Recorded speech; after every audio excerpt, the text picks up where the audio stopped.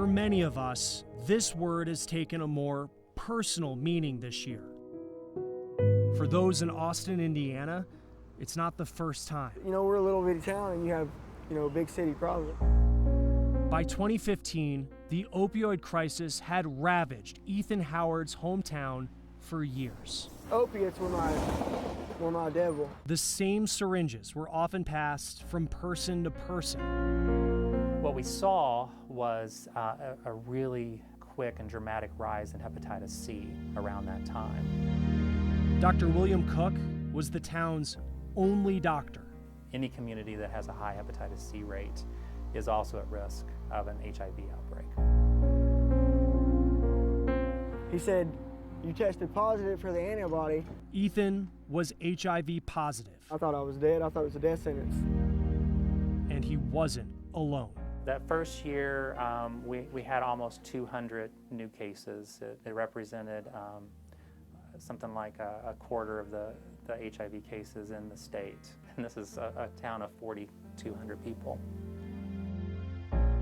Tiny Austin became home to one of the largest HIV outbreaks in rural America ever. Dr. Cook helped convince then Governor Mike Pence to change his stance on needle exchanges. It's a very serious situation. It took a few months, but eventually he did sign the executive order allowing us to be able to operate syringe service programs here. That program, access to addiction recovery services and powerful HIV medicine, has led to a dramatic drop in new cases.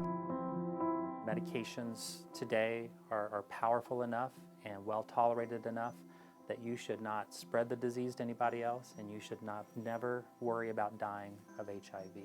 If I was given the choice between having diabetes and HIV, I would choose HIV in a heartbeat. We first spoke with Dr. Cook in early 2020. Then the pandemic set in. I have been doing all the corona testing at the office. Even though Nurse Jessica Howard says she hasn't seen coronavirus cases in large numbers here, Let me see what door is open. her help goes beyond medicine. She's making sure people have the food, clothing, and help they need to make it through.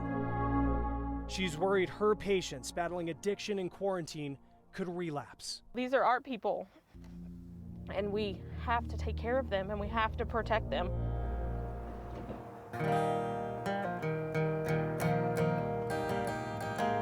It's this kind of response beyond just medicine, helping now like it did during the HIV outbreak of 2015. Fought and clawed my way out of a really dark place, and I proved a lot of people wrong. And I fell a good long way.